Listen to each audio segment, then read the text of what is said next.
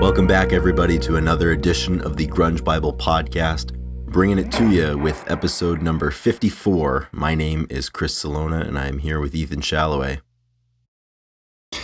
Chris, it's really nice to see you today. We are recording this on Monday, and we have a good episode for you. We have another great interview with a young artist.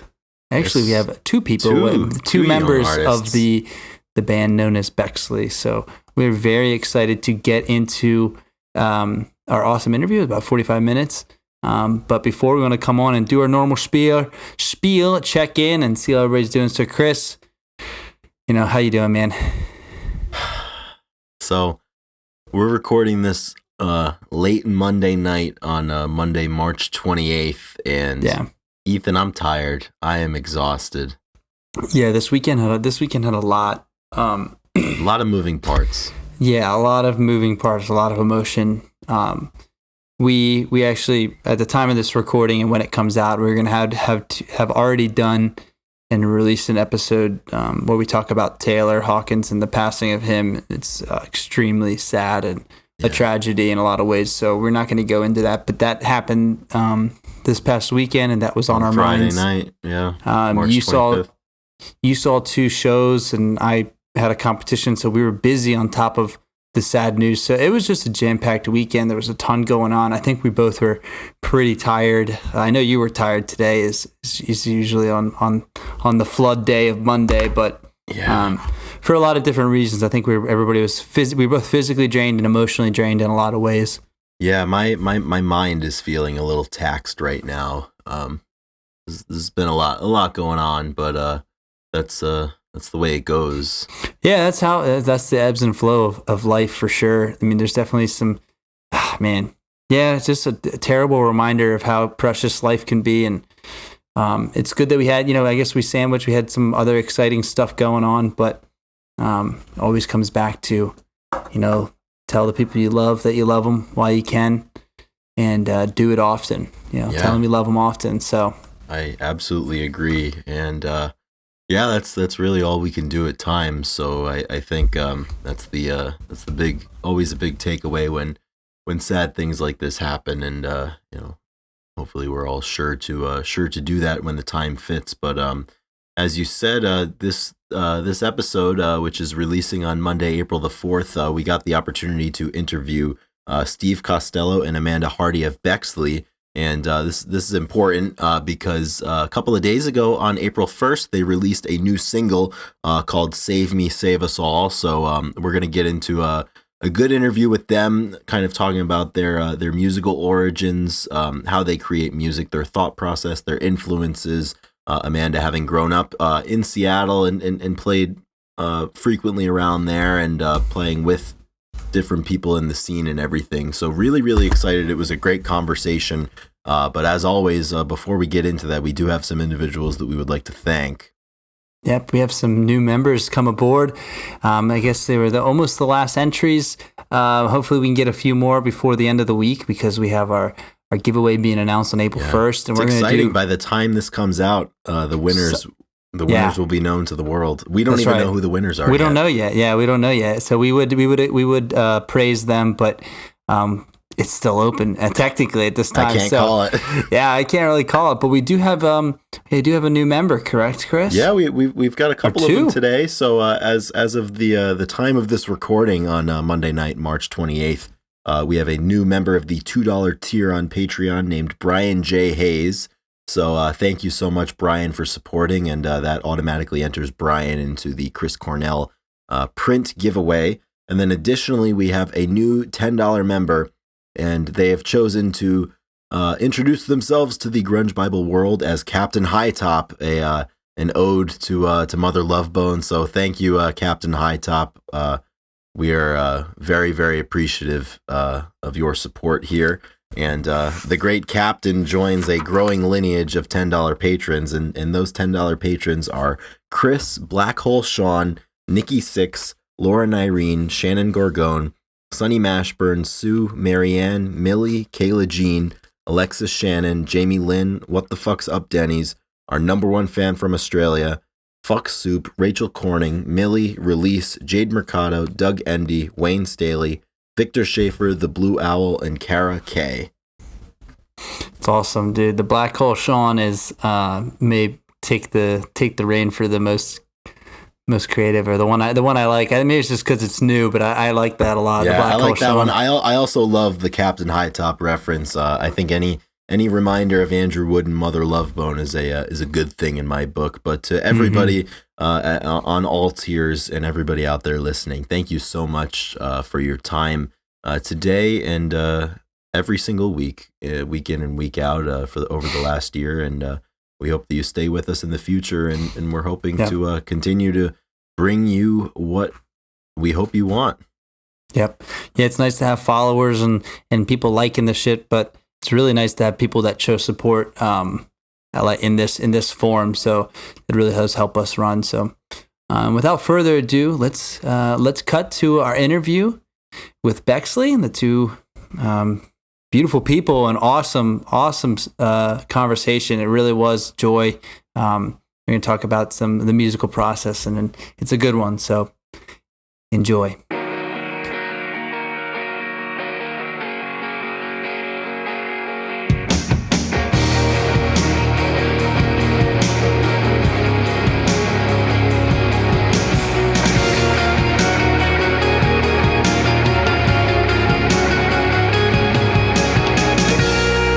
All right, we are back with another awesome Crunch Bible podcast interview. I'm obviously joined by Chris Salona, and then we have two awesome friends from LA. Would you please introduce yourself, guys, so everybody knows who we are talking to? Yeah, I'm Amanda. Hi. I'm Steve. We're Bexley. Bexley, a beautiful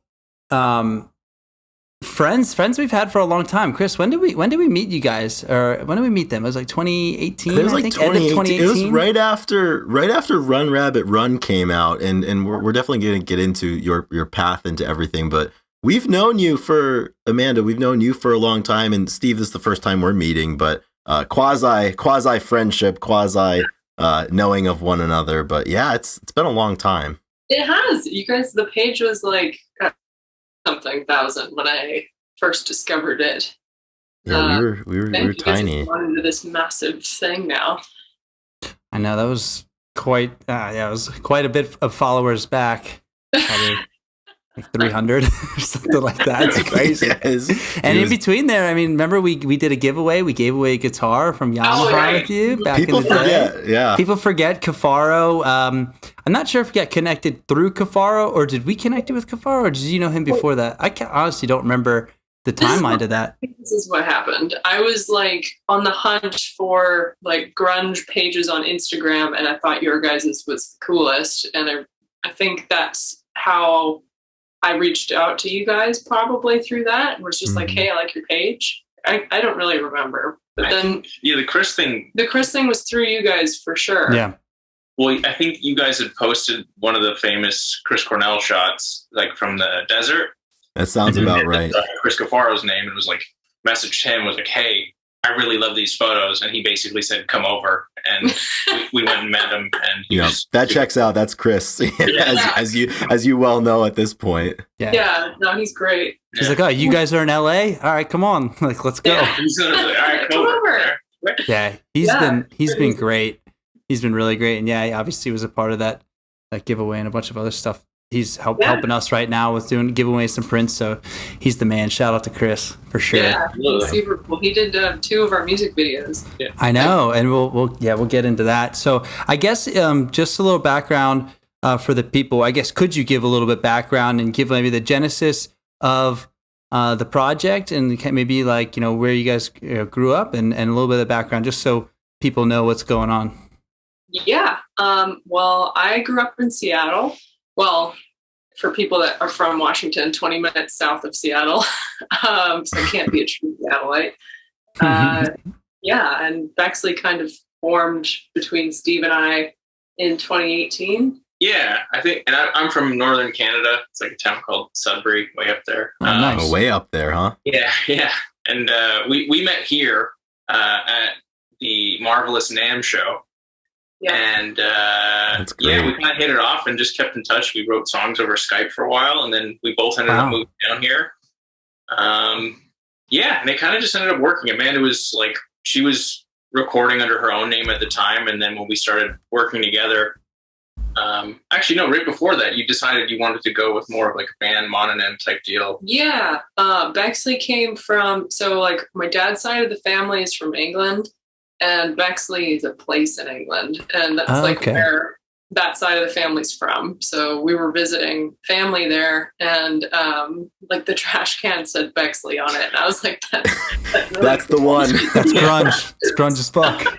And the stone's been rolled away. That's major. I like that. Yeah, so that's where the name comes from. That's fantastic. So all these years later, I mean, you both have been playing music, writing music, performing, probably for the statistical majority of each of your lives. What was it about music in the beginning?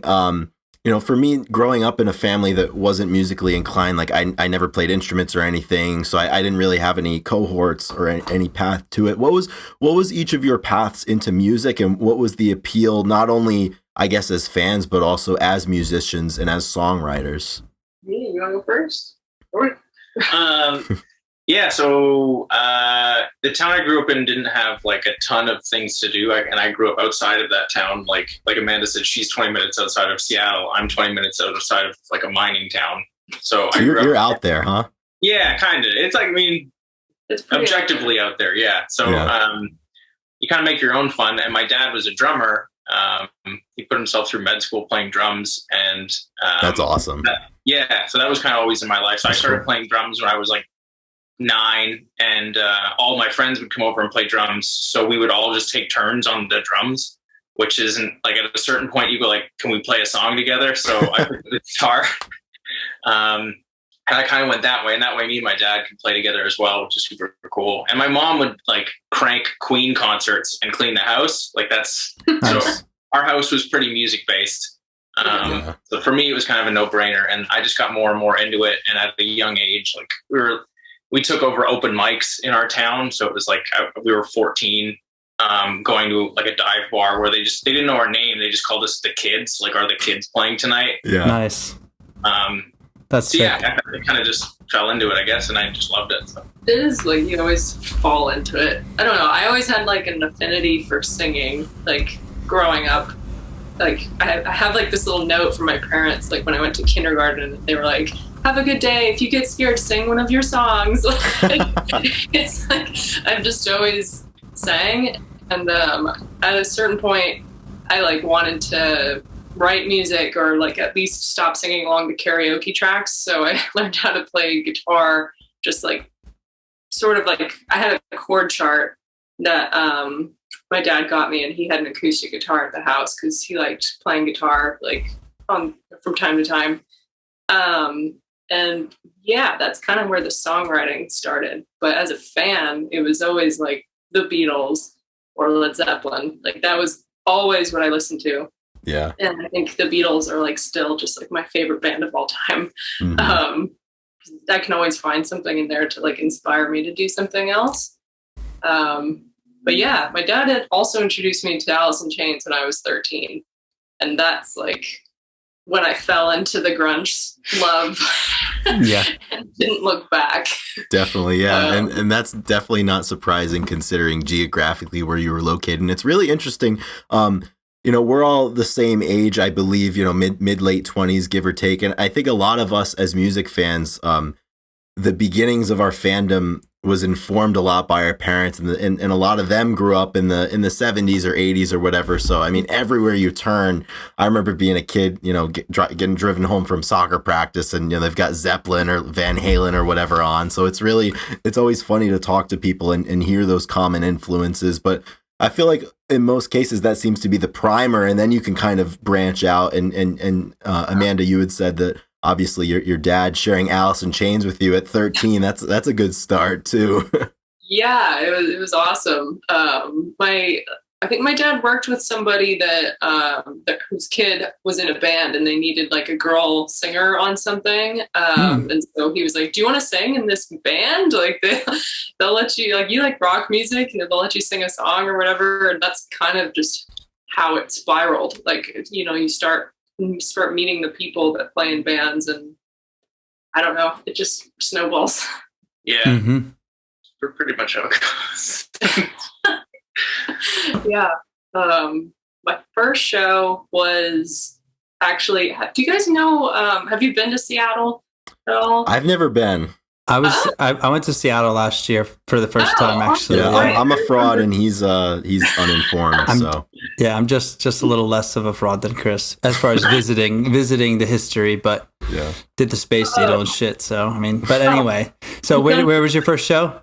Oh, have you been to the Showbox, like right downtown? No, I have not. But I know, honestly, I know the name. Yeah. Yeah, it's across the street from Pike Place Market, and it's an infamous smaller like venue. I think it holds like 1,500 people, maybe. Yeah. But they were putting on the Lane Staley tribute, which happens every year. I don't know if it's still happening because of COVID, but when I think this was like 12 years ago now. They would do it every year, and it was like the same people that would put it on, and it was kind of a big deal. Like people all over the world would come and watch, so that was really cool. They needed somebody to do like a couple acoustic songs in the middle, so me and this other guy did Brother off of Sap and a couple other songs, and that was like my first show experience, so that was pretty wild. They just had seen us do it on YouTube and were like, "Can you come in and like do this?" So that was really cool.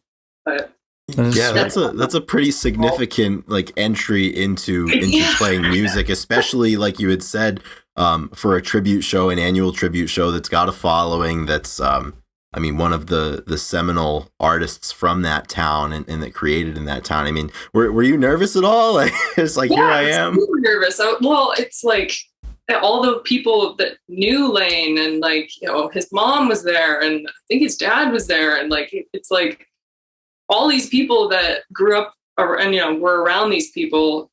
It was a lot, but then they started cheering, and it like from that moment I remember it like completely all went away. Like all the nervous energy was gone once everybody was like clapping, and I was like, oh, I like this. I want to keep doing this. Yeah.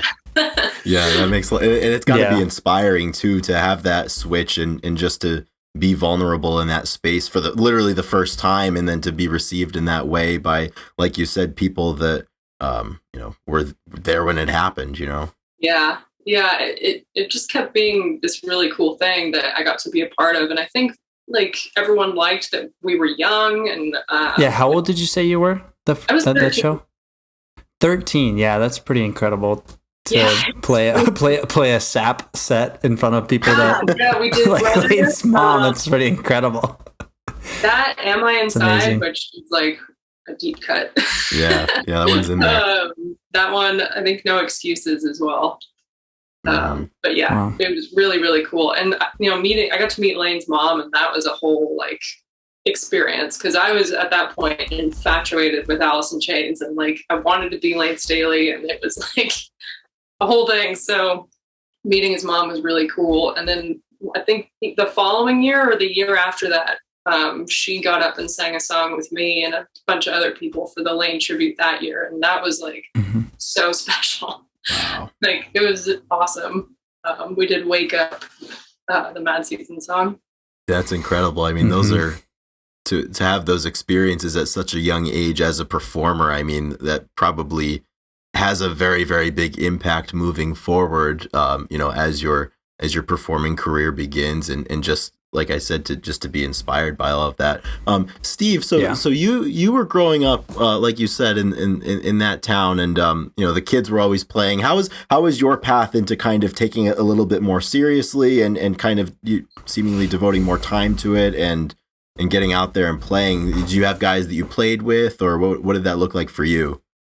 Yeah, I mean, one of my best friends, like since I was 5, played drums. Like he took lessons from my dad before I did. Like I think he just gravitated toward it faster, and then he got really good very quickly at the drums. And then when I switched to guitar, I kind of had like a similar like initial exponential thing where you kind of like learn the basics quickly enough to like jam. And I think once we get to that point, him and I would hang out basically every weekend anyway. It got to the point where him and my cousin had a competition over the summer, like who could stay at my house the longest. Nice. Like weeks of like either one of the two of them being there, and anytime he was there, we would play. So it kind of just, I mean, he was a year ahead of me in school. So when he went into high school, he found a bass player, and then we were kind of set. Like we had a 3-piece, none of us could sing. So we would just play music all day. And then when it got too late to make noise, we would play Halo. And that's every single weekend. Yeah, that's a winning combination right there. That's it right there. Yep. I think me and the drummer, especially, his name's Dustin, we got into like a pretty good rhythm of like, that's just what we wanted to do. So we kept that up for a long time through various arrangements of how that band looked and a lot of cover shows. Cause like where we grew up, that was kind of one of the only ways to like play and like have people come or make money was just like no 65 or 70 cover songs. And just that's all they wanted to hear. Yeah. Like, yeah. So we did that. And then as soon as I left high school, I moved to Toronto because it was the closest like bigger city with my bass player at the time, Kev, and he and I just like tried to see what we can come up with. I tried to make a record with me singing and like just basically tried to figure out where to head with this thing and like, you know, audition for other bands and that kind of stuff while working on getting a visa to come down here. So a lot of like moving parts and juggling, but yeah, once I kind of came down here, it kind of hit a better flow, and I got hired to do a few different shows with a few different artists. I played with this guy Mark Wood, who's like an electric violinist. He's one of the guys that started Trans-Siberian Orchestra. Oh, okay. And his son Elijah, at the time, we were sort of him and I would start to write songs together. Yeah, and then from there, I did a blues tour with a singer named Beth Hart through Europe. Really cool. Awesome. That's yeah, and cool. then and then we started writing music together, and that's kind of where it was like, oh no, that's the thing I wanted. I knew it was guitar, but I didn't know where to point it. Yeah. So this was very fortunate. So the writing really, you like really got excited about writing. Is that what you're saying? And obviously like with Amanda, or was it just like, oh yeah, this right here, this makes a lot of sense to me. Yeah, it was kind of a little bit of each of those. I think it was like I was writing music on my own, but I really don't care for singing. So yeah, gotcha. She can wail, so that was like a huge fit. And she's like, I think we make a really good team because like I really like writing instrumental production-y things, and she's an excellent songwriter. So she'll come with like, here's the thing I did on acoustic. I took the trash out today, and I came back. She's like, oh, I wrote a song. I was like, okay. Cool. Like, how's that even happen? Yeah. But that was one of my questions was talking about the writing process, and it sounds like you guys are equal parts like 50-50, like a lot of vocals and lyrics versus a lot of like instrumentation. So how do you guys find inspiration, and what is the easiest way for you guys to put a song on paper or put a song and record it? Do you guys is it lyrics first, then instrument? Is it like just kind of mess around and then put lyrics to it after, or what do you guys find? It's kind of 50-50. Well, maybe 75-25. A lot of the time, like Steve or I will come up with like a riff of some kind, or a lot of the time I'll be like just playing some chord pattern and then I'll start humming over it. So I think that's usually how it goes, is I'll get a melody going over whatever chord pattern that I have, and then we build off of that chord pattern. I got at the point where if I hear her humming, I like back away because I don't want to. I'm like, just finish the humming, and then we'll have a song. Like I know at this point, if I hear her humming something, I'm like, okay, she's gonna record it on her phone, and then we can actually we'll make it into a song. So and polish it up polish it up and figure it out, but just get the bass line. Yeah, I feel like that's super common. There's almost this like mythology around the creative process, or like urban legend type thing, where you don't almost want to think about it too much, or like if actually verbalize what the process is. It just kind of happens organically, it seems like. Yeah, I mean, it's cliche, but a lot of the time it just does come out of nowhere. And like, oh, I have this idea and I need to get out of my head right now. Like, like that song, Sick, that was on our record.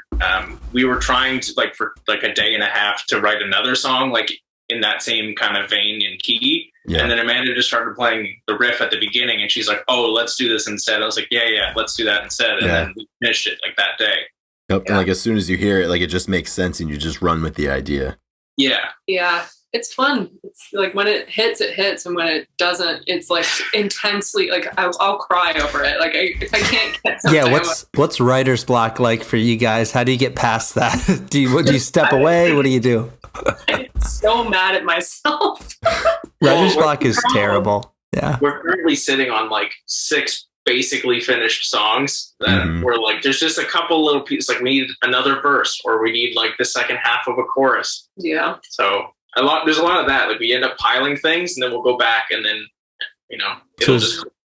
is the best way to step away, do you feel? I mean, I've heard that a lot. The best way is to step away, come back, write something, get some influence, and then come back and see if you can see it differently. Yeah, we're lucky we live in an area where we can walk around. So like we go on walks and just like, clear our brains a little bit with some nature. I kind of do the opposite too. Like I'll go for a walk, but I'll put headphones in and listen to that same thing we're stuck on 1,500 times. Yeah. And certainly over the last couple of years, at least, you've had a lot of time to do that because, for a large part, there weren't any live shows that you could play. And I know the self-titled album, which came out last year, was a lot of that the fruits of just having a lot of time on your hands in 2020. Is that the genesis of that record? Yeah, basically, I had started a few of those ideas. Like some of them were from like 2017. Like maybe just been sitting for a minute, like just a couple of them. But then, as like we had been working on stuff in 2019, like we put out a song, we're like, we need to put something else out. And when the pandemic happened, it was like, I guess we'll just work on these like ideas and we'll really buckle down. And the ones that we sat on for so long were partially because like Amanda was like, I don't think these will fit with what we're doing. I mean, the songs like Moon Song, right? It's been around forever, like in the computer. Like we shot like a quasi music video for it in the desert years ago with my phone and a gimbal just for fun. And she was just like, I don't think it'll fit. And then once the album started to build out, I was like, well, hey, why not? Like, why just put it on? Let's like the whole thing will flow together. It's fine. Yeah. And I think that's kind of opened up some doors too, is just like do whatever we want to do. Yeah. That definitely came out of COVID. It was like also with that record, to me, like I always reference, like Alice in Chains introduced acoustic guitars into their music early on. And so it was like this, like, it wasn't weird to hear an acoustic song on one of their records. Right. After a while. So for me, I was like, it just makes sense to like incorporate everything. Do whatever we want. Like, and like the song before it is in like drop B. Yeah, exactly. But when you listen to the record front to back, as I did earlier, like it just all fits together. And that's got to be a tough thing to, I guess, have the confidence when you're putting it together and when you're recording, when you're writing, to say, okay, well, like this doesn't make theoretical sense to go from this to this, like you had said. But when you put it all together, it definitely, when you have all those different elements together, it just creates such a full picture. So I would imagine it sounds like the record that you had maybe envisioned at the beginning of the process versus the one that went out to the world. Those were two different visions, or?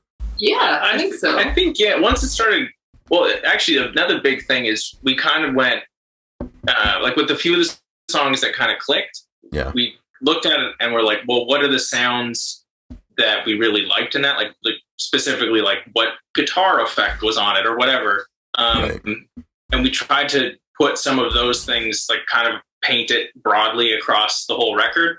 So there's like a few specific like reverbs and like weird whirly sounds subliminal and stuff. Things. Yeah, but I think that also helped in like just making the thing kind of stick together. It's just like paint it sort of with the same tools, but it turned out like I'm very happy with it. Yeah, considering we did it in our apartment and the drums in a garage, I'm pretty like I'm Yeah, I stoked on remember seeing some videos, like there was some closet action going on, cutting some Oh, yeah, vocals in the like right closet. Yeah, exactly. Hey, when you're dealt with a set of circumstances, you got to make do. It's like you make some lemonade out of those lemons that are sitting there, I guess. We're super fortunate too. Like Boss and the company Boss that makes pedals and Roland, their like parent company, they've been super supportive of us, and like we have some gear that they've given us that helped us record the record. And Yeah, and actually, the other thing with the pandemic was I do like a side gig. I do some teching on the side, and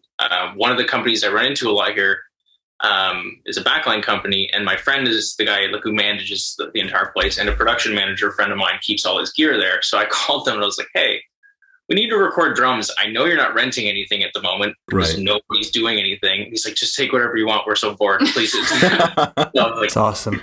Thank you. So they saved our butts on that too. Like all of the drums we got to do because of them. And we did it in Tasha's garage, like turning off the air conditioning during takes and then turning it right back on. It was like July or August, and he lives in Orange County, and it's like so hot. Yeah, it was mental. Adds to the angst on the record, right? Yeah, it's a vocal. Like that's a part of the story. We were sweating, making this tracking the drums, and exactly. It was literally a isolated, like one of those ISO box rooms inside of a garage. So it was like a box inside of a bigger box with just heat blowing in the middle. Like the AC unit vents into the garage, not outside. Oh, so you're kind of just slow cooking yourself. Yeah. Yeah, that's not for the faint of heart, it sounds like. Yeah. Yeah, it worked out, man. Yeah, it did. Yeah, I'll certainly say so. And you all are back with some new music. So this episode's coming out on April the 4th. So by this point, by the time the world hears it, everybody will be able to stream the new song, and it's coming out on April 1st. Is that correct? It is. Yeah, it's this Friday. So yeah, it's a song called "Save Me, Save Us All," and it's it was originally inspired. We just watched the Beatles documentary, the Get Back documentary. Yeah. And I don't know. I just adore all of them, and I was super inspired. And John Lennon said something in it that was like, when I'm writing a song, I just say what comes first, like, and then I worry about it later. But like, just say something lyrically that comes out first. And so I kind of tried to do that with this song, and it turned into this intense political. Yeah, it's like morphing time signatures and weird stuff. Yeah. That's how it started. Was like, there's this chord that comes up in Beatles songs a lot.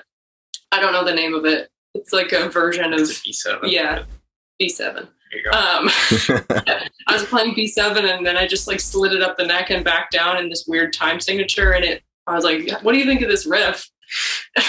And kind of just like took off from there. Yeah, that's one of the ones that almost finished itself in like a couple days. Yeah, it was a pretty quick process. Yeah, and you guys have the music videos. So, and you've done quite a few music videos, and I wanted to ask you. So, yeah, like what is it like, shooting a music video? Because that one, I mean, that's obviously coming out, but it's like there's a lot going on, and there's a lot of like pretty dramatic scenes and whatnot. And I just want to ask like your overall process, because like do you really enjoy kind of the music video aspect of your music, or would like more than, I know I haven't been able to play shows in the last 2 years. Has it been good that you were able to kind of think about music videos, or kind of like, the balance between live versus music videos, or just overall process of maybe making a music video as well? Yeah. I think the first point is like the two Chris did were like a whole other, like a whole other bag. Cause he had and like he took the lead on that, which was super cool. Yeah. But all the other ones we've done. So sorry, yeah. I just want to preface No, that's that. fine. The Chris videos were super fun. And he, had brought in makeup artists and all that, which is great. And for me, like, it was like my first music video Great experience. Yeah. Yeah. So, you kind of feel like a hot shot when you're shooting a music video. But you come in and they're all ready to go. Yeah. But with these last few, I guess, the most recent one that's coming out with this song was highly intensive. Like, it seemed it. originally we wanted a full band in it, and we couldn't work out getting a full band in it. And we were like, well, what do we do with just the two of us? Right. And the song has a lot of different characters in it. For whatever reason, I pictured like a presidential figure being the main character. Mm-hmm. And I was like, well, what if we had like a president and a police officer and a doctor and, you know, all the people that could potentially save you. Like, people have ideas of what will save them. And so I was like, well, what are things that can save you? A superhero can save you, you know. It's essentially, it's like if you made a music video out of the news from the last 2 or 3 years. Right. Yeah. That's it's kind of like how it got shoved together. But so I was like, it was like maybe a week and a half away from us shooting it. And I was like, well, what if I got all these different costumes? Thank you, Amazon, which I'm not proud of, but. Well, I called costume houses. Turns out costumes are really expensive to rent. So that's literally some of them are like Halloween costumes that we jazzed up. Yeah. Our own contact lenses. Yeah. Yeah. Like just like a bunch of makeshifty things that we figured would work. And, yeah, we wrote a whole script for the music video, and like Steve made like a play-by-play of like every shot we needed. Yeah. And we only had like 7 hours to do it, which sounds like a lot, but it really wasn't. Yeah. Oh my gosh. Yeah. Once you start, you're probably 3 hours in and you're like, well, I have so much left to do and there's only 4 hours left. Yeah. By the end, I was like shouting because there's like a big video wall in it. And in a lot of the scenes, if I'm not in the scene, I'm sitting behind the video wall running it. Yeah. Oh my so goodness. I would be like yelling like, we're almost out of time. Like, you got to change into a different costume. Yeah. And we'd made like, it was just me, Steve, and our friend Jonathan. Okay, that's what I was wondering. That's really cool too. There was nobody else there. Jonathan is rad. He's a drummer in a band called Vespera, Mm-hmm. and he like just is really excellent with like AV stuff as well. And pretty much anything he wants to do, he's good at. So he's like one of those guys. It's like, oh yeah, I'll pick that up, and I'm an expert at it now. But the cool, and then basically he'll shoot it, and like kind of like for this one, we had a pretty good idea of what we needed. But the cool thing with him, because he's a drummer, is all of like the camera shaking and like movement. It's all very in time and very like logical because he's a drummer, and like he just instinctually all of those movements are really cool. So he's like moving with us as we're moving. Yeah, a lot. We filmed it, and then I took all the footage and we edited it here. So yeah, Steve's a wicked video editor. I was gonna say that's a very important skill to have, and I mean the finished product is.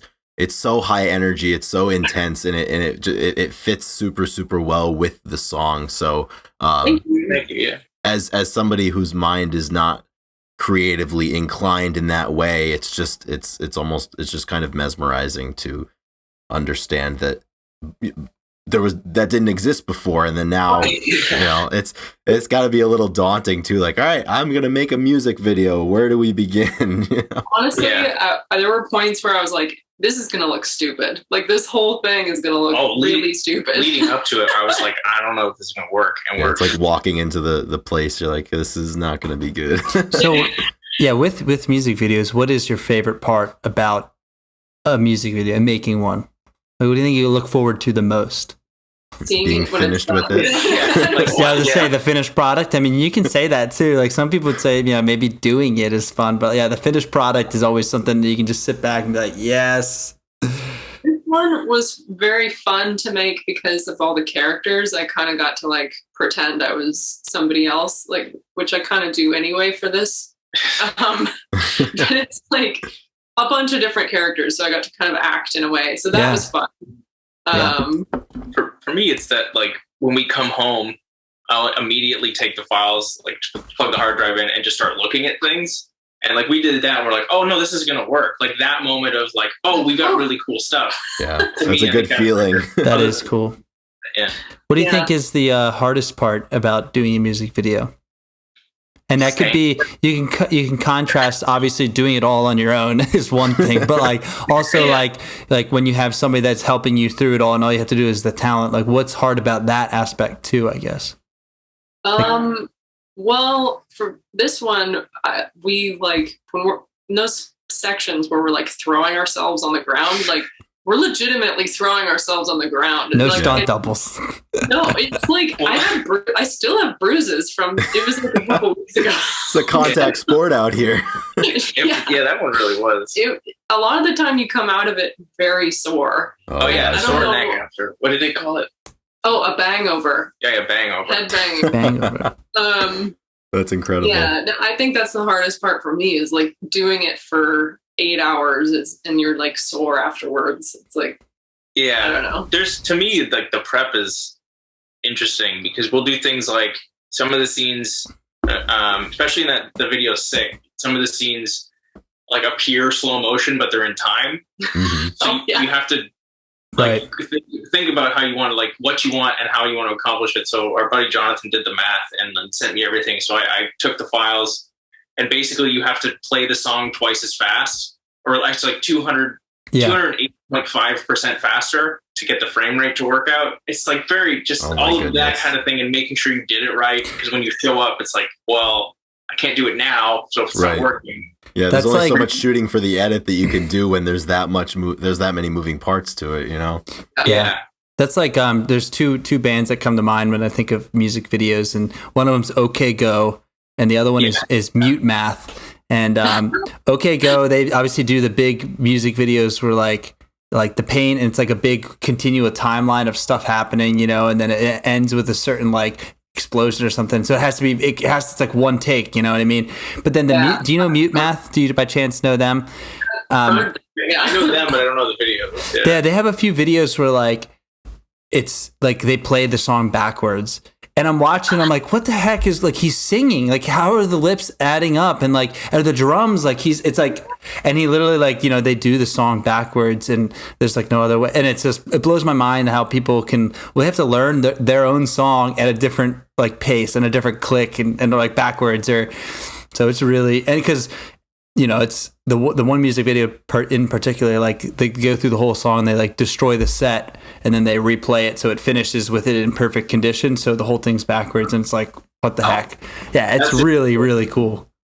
Yeah, you're putting ideas in our head now. Yeah, I'll send it to you. I'm pretty sure it's called Reset, and it's like it's just phenomenal stuff. And I think that creative process, it's another, you know, I'm a drummer myself, and I was in a band all through high school and played a bunch of shows, and I was also in telecom, so I did some video stuff, and I love like playing music and like the live performance, but the music videos are cool because you get to kind of think things through a little bit more intentionally and do fun things like that where you know you're doing it in, you know, double speeds, so then you can, or half speeds, and then like you're stretching it and doing like, it's just another way to express the song, and it's so cool. It's hard, it can be difficult at times, but it's like, it's also really rewarding too. Like you said, at the end, you're like, oh yeah, like you see a shot and you're like, this is pretty much what I had in my head, so that's great. I really enjoy envisioning something and then seeing, like having like something to visualize the song with, I think is important. Yeah. Well, and if you want to see the progression from how Bexley started and now, like, so from Run Rabbit Run to the new song, Run Rabbit Run, we shot in my parents' driveway, and the lights behind us are the bass player's pickup truck. Nice. Like a couple Home Depot lights. Absolutely, and it's just like focused enough to not see it. Yeah. Like if you watch that one, that same process, like a friend of mine videoed it, I edited it, and if you watch the new one, that's kind of like what we've learned from Bexley. Is that's like sweet. How we track that, I guess. Yeah, absolutely. Yeah, there's so many different creative elements, and one thing I wanted to ask about. So with the new song "Save Me, Save Us All," this appears to be kind of like the first foray into, I guess, political, social commentary, and you know, you had said that you were inspired by the Beatles documentary, and just, you know, if there's something on your mind, you just want to say it. So what was that process like, and is that something that you had envisioned for yourself to write about different social issues, or was it just something you just reached a point and you're like, I need to say something about this? I think the latter is more accurate. Like the first like debut record was more about emotions, and I think the first half of the pandemic, everybody was emotional about it all. Certainly. So I think that was a good outlet, but this, like in the climate now, like I just feel like we do need to say something, or not that it matters coming from us, but I mean, how can you not say something? I just I think you were looking inward, now you're looking outward. yeah, we had our inward moment, and now we're looking outward, and that's a good way of putting it. Definitely. Yeah, that makes a lot of sense. And I think anytime you write about something that you care about, I mean, the results are going to be pure because it's coming from such an honest place. And I think that's, if that's at the crux of anything that you do, you're heading in the right direction for sure. So is this, is this the first lead into some more music, maybe this year, or are you able to divulge anything that might be coming, or where do we stand? Yes. I mean, yes, we're making more music. There's no release dates yet. I think that I'd like to compile that song in with a number of the other ones that we're sitting on that we like just need to finish. So we'll likely do kind of what we did before and do singles and have it sort of build into something. Yeah, probably more like an EP this time. Yeah. I don't know if we're going to go full album again. But that's what we've been covered too. Oh, yes, we do have something coming up. It's not finished yet, but I think if this is a good place to talk about it, if anyone that listens, we haven't announced this yet, but we're doing a cover with Dave Abruzzese from Pearl Jam. Oh, no way. Yeah. That's awesome. Yeah, we're doing a cover of a song called Evil by Cactus. Yeah, it's like an old Willie Dixon song, and then Cactus made it heavy. And our bass player friend Carmine, he played bass for like Bowie and Rod Stewart and everybody. Wow. He knew Dave, and so the two of them are going to be the rhythm section. And that'll be sick. That's going to be really cool. That's exciting. Just hearing about. I mean, let alone being able to take part and collaborate in something like that. That's super, super cool. It was crazy. That'll be really cool. For a long time, and he's like a close friend of ours. And then he was like, "Yeah, my buddy Dave he'll do a song with us," and we're like, Dave who? And like he emailed Steve and it said Dave Abruzzese. I was like, holy shit, dude. Yeah. What? He sent me the stems. I think he lives in Bali, so he no way, he's out there, huh? Yeah. I was like, okay. He's recorded everything already and sent it over to us. And really? Yeah, nice. He's like, I just really love you guys. Like anything that you need. Yeah. I was talking to Cafaro, and he randomly said that he talked to Dave after like 20 years or something like that, and because he's like, you need to get him on the show. He'd love to, he's a good guy and he'd come on and stuff. And so that's cool. He's a great guy. He's been super kind to us. I mean, we've only talked in email, but I mean, also I hope it's him. The ultimate catfish. Love it. No, I know. I'm just kidding. Yeah, and you have a good connection with your friend being the, so. Yeah, that's funny though. It was cool. He sent me a Facebook message, and I was like, "This is surreal." Yeah, it's like show 13-year-old Amanda that. Yeah, literally. I've had a few moments like that where you're like, "Is this really my life right now?" Like, it's crazy. I know exactly what you're talking about. Yeah, we have a few of those interactions come up. It's just like, these people commenting. Are we talking to them for real or? Yeah, you have some serious heavy hitter followers. It's really strange. I don't understand it at times. Most of the time, it's really, really strange. One of my favorites was I met Mike Inez a long time ago. Mm-hmm. When I was 13. I met him at an Alice in Chains meet and greet. And he was super kind to me then. And I was getting all their autographs, obviously. And he had asked me for my autograph. Oh, that's awesome. It was so sweet. And we're friends now. So it's kind of crazy. It's weird. Bass players, man. I know a lot of bass players. Yeah. Yeah. They hold it down. That's great. So how about live performing? Are you guys gonna get out there and start playing some stuff this spring or this summer, or what are you looking at? May 4th, we're opening for a band called The Mysteries. They're really cool. They're girl fronted and they play alt rock, and it's gonna be fun. Yeah, that's here in LA at the Peppermint Club. Yeah, it's this smaller venue in West Hollywood. But I think that's. Aside, we did ACL in October. Yeah, and that was awesome. That was so awesome. That was sick. Nothing for 2 years to that, so it was kind of fun. I'm back. Yeah. ACL. Well, our album came out the following week too, so it was just this huge, momentous time, and then we went into this like lull afterwards. We were like, oh God, what do we do now? But yeah, ACL was crazy. I had always dreamed of being on a festival like you have too. I don't know, that was crazy. But yes, to answer your question, we're playing more shows. We have more plans coming up too. Yeah, we're trying to ramp up, and like we'd like to, get on a tour at some point this year if we can, even if it's just our own thing or opening for somebody. Or that's sort of where we're shifting. I think we can use the time we have right now, where we're still mostly in town, to like kind of backlog and finish some of those songs that we're sitting on. Totally. So I think that's kind of a good point. Yeah, Chris and I were talking about going out to California. We got to meet Cafaro and hang with him. So maybe you guys got to set up a show if we're down there, so we can go over there so we can watch you guys play and meet up and hang out. We could do a Grunge Bible show. That'd be cool. Yeah. Well, we want to put some stuff. We're just talking about doing some sort of like takeover at one of the Pearl Jam shows, take over a bar before the show and stuff. And maybe we can all just maybe y'all can just meet up and you guys can play a few songs, and me and Chris could play a few songs now and run everybody out of the bar. But people would cheer for us, Chris. They would. Maybe. Well, what is your favorite song? And you can sing it. Know that. Yeah. There we go. That's the perfect formula. Yeah.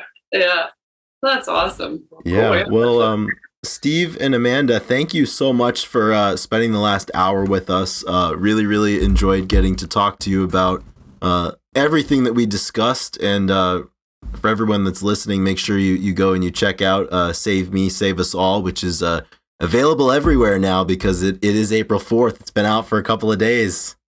Yeah. Time traveler. I know, we're bending time and space here to bring the people what they want. So last thing, where can everybody find you on the internet?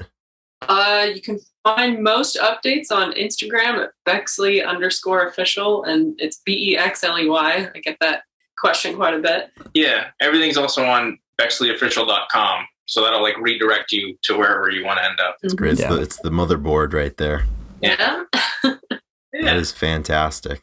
Well, thank you guys for having us on. Yeah, thank you so much for having us. Absolutely. It's been a long time coming. Yeah, no problem. It has been, but now we're here. Things happen, so here we are. I'm sure the next time we'll talk, it'll be down the road, and we'll both have more stories and more to talk about, and hopefully we'll both be a little bit bigger. We'll be in person. I know, right? That's the ultimate right there, and that'll happen. I'm sure of that. We're getting to that point. We're gonna cross paths with people like you guys and bands and stuff. Me and Chris. I mean, I think maybe also with the pandemic, it hasn't been. We want to like see some bands in person and be able to meet up with some artists. So this is just the beginning for a lot of stuff. Awesome. Very quickly, I wanted to say, because of you guys, I made a friend during the pandemic in SJ from Dutch Mustard. She and I like FaceTime all the time. Like we're like kindred souls. So that's awesome. That's so cool. Yeah. Thanks, guys. Yeah, they're great. She's great. Look at that, Ethan. We did a good thing. We did one good thing. Yep. That's amazing. That is fantastic. Well, thank you to Steve Costello and Amanda Hardy of Bexley. This was a privilege for us, and we enjoyed that a lot. I think I can speak for you, Ethan. That was fun. Absolutely. All right, guys. Yeah, thank you again. Absolutely. Well, there we have it. Ethan, that was a lot of fun. I really enjoyed getting to talk with Steve and Amanda today. Yeah, I totally agree. It was, like we said earlier, it was really insightful. I mean, it's always good to hear young artists and young musicians hear about how they kind of came up and how they got into music, and then why they, why they write the way they write. And it's cool. We've been, friends with them for a few years now, so that was a really long time coming, I guess. Yeah, 100%. And we hope that everybody out there enjoyed. And we would like to reiterate, go ahead, go follow Bexley at Bexley_official and go and stream the new single, Save Me, Save Us All, streaming everywhere as of this podcast episode's release. So there you have it. And before we close down, let's roll right into some PSAs, announcements, and songs of the week. But first and foremost, if you're still with us, we really appreciate it. And you have some extra time, considering you just had about an hour to listen to this podcast, you might have some time to go and leave a review or subscribe or follow on whatever streaming service that you are that you're joining us through. Today's challenge, I would say, we've been asking people to become patrons, but today's challenge is to write a review.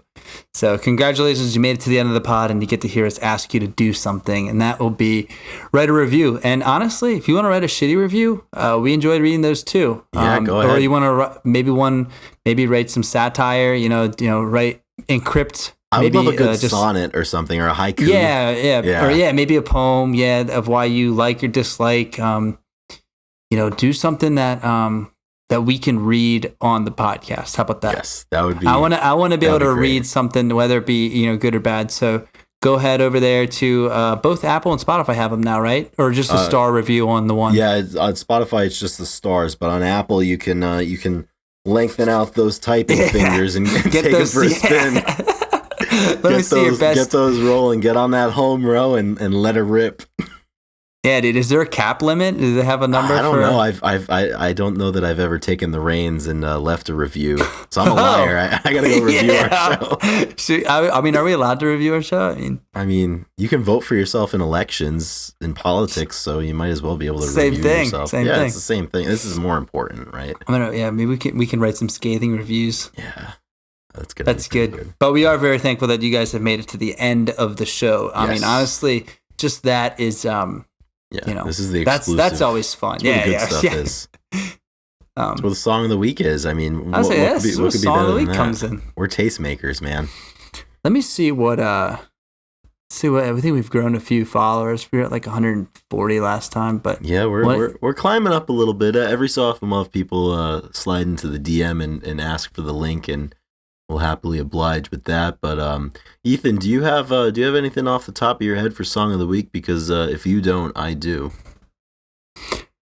Yes, I do. In fact, and I think that I think it's only fitting that I pick my favorite, or I think our favorite Bexley song to put on the playlist. So yeah, this is off of her the newest album that came out, self-titled in 2021. Self-titled in 21.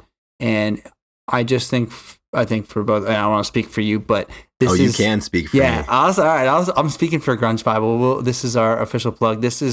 I think this one just hit home for us. It fit everything we like about her voice and the writing. It's a little bit different, maybe a little different than a couple of her singles, but the song is Far From Home, and it just has a really solid build over through the whole song.